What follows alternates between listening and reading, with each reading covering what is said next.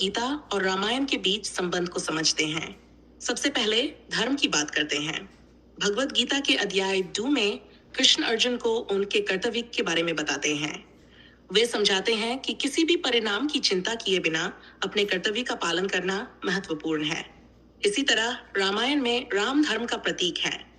वे हर परिस्थिति में धर्म का पालन करते हैं, जैसे अपने पिता के वचन का पालन करने के लिए वनवास जाना, भले ही वे जानते हों कि यह उनके खिलाफ एक षड्यंत्र है।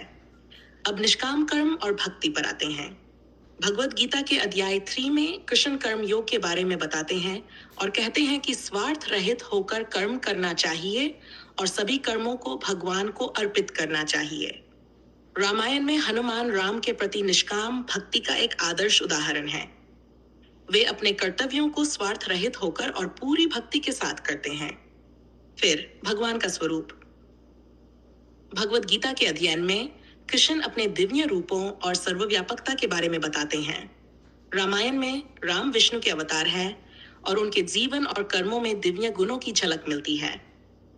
इसके बाद आत्मा का शाश्वत स्वरूप। भगवत गीता के अध्याय 2 में कृष्ण आत्मा की शाश्वतता के बारे में बताते हैं। रामायण में यह विश्वास कि राम दिव्य हैं और मोक्ष का विचार गीता की आत्मा की अमरता की शिक्षा के साथ मेल खाता है। अंत में कर्म और अकर्म। भगवत गीता के अध्याय 4 में कृष्ण कर्म, अकर्म और निषिद्ध कर्म के महत्व को समझाते हैं।